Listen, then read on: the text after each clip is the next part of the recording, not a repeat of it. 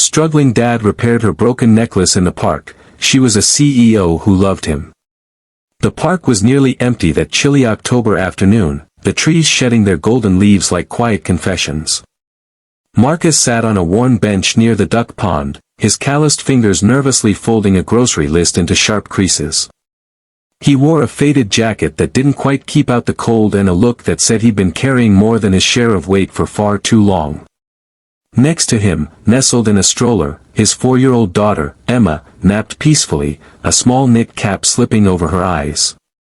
The moment was still, tender, until the soft clink of metal hitting pavement disrupted the hush.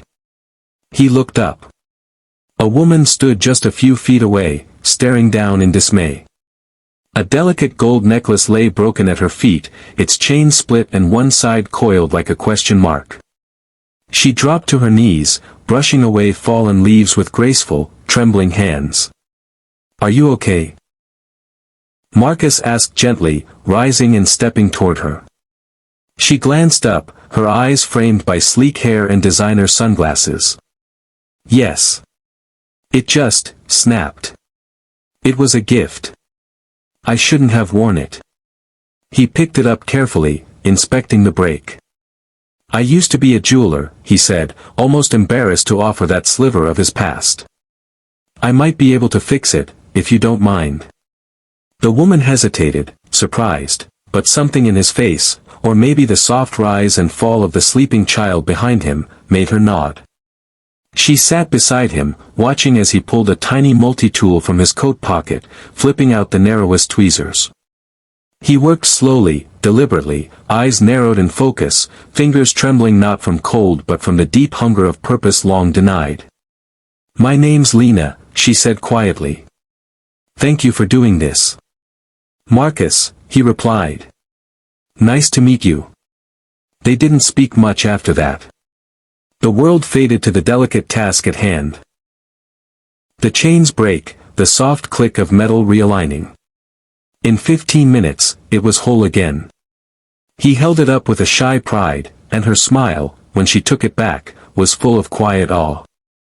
"I don't think I've seen craftsmanship like that in years," she said. "You're very talented." He corrected. "I used to run a small repair shop. Lost it during the pandemic. Now I'm just trying to keep things together for me and Emma." She glanced at the child, still dozing. "You're doing a good job." He gave a weary smile. "Trying." They parted ways with a simple thank you, but something lingered, an echo in her footsteps, a thought in his chest. He didn't know her full name, and he certainly didn't know that she was the CEO of one of the largest tech firms in the city. To him, she was just someone kind who trusted a stranger.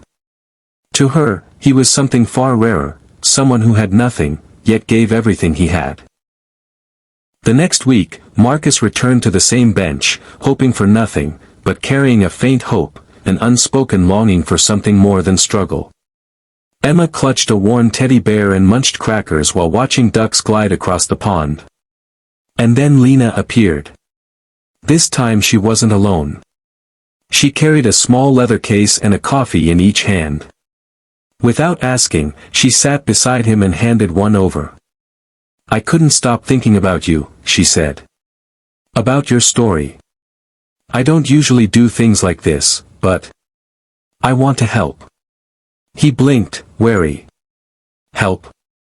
I need someone like you. I run a company, tech, mostly, but we're building a line of personalized accessories. Smart wearables with heart. We need a lead designer who understands both beauty and function. I know this is unconventional, and maybe I'm being impulsive, but I saw your work. Your hands told a story. I think the world needs to hear it." He stared at her, coffee forgotten in his hand. "You're serious?" "As serious as a broken necklace in autumn."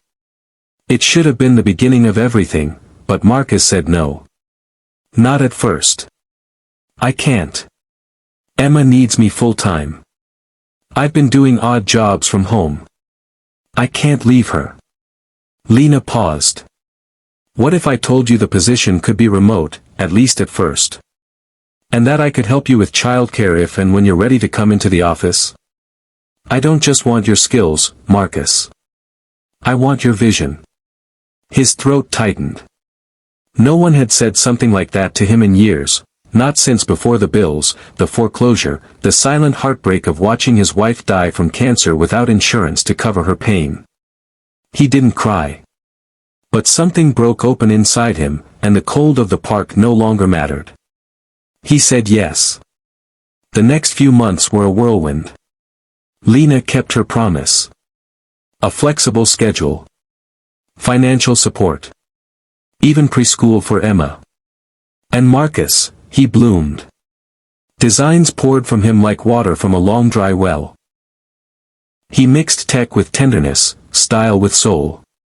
The company's new line, Pulse, launched with massive success, featuring jewelry that could track health, share messages, and even sync with a loved one's device to remind them they were never alone.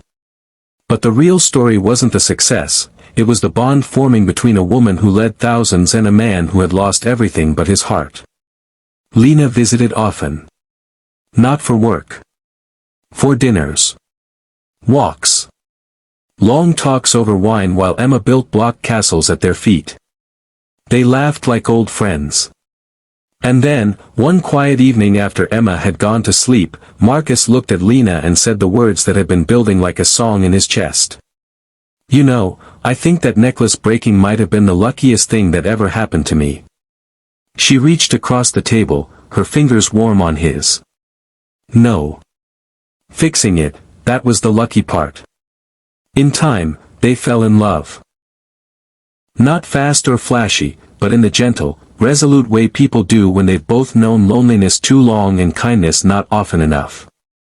And though they came from different worlds, their shared values, humility, compassion, resilience, bound them tighter than any diamond ring could. 1 year later, on that same bench in the park, Marcus held a small box. Emma, now 5, bounced beside him, wearing a pink dress and a grin that didn't stop. When Lena arrived, he stood. I used to think being broken meant being less, he said. But maybe it just means you're ready to be made new.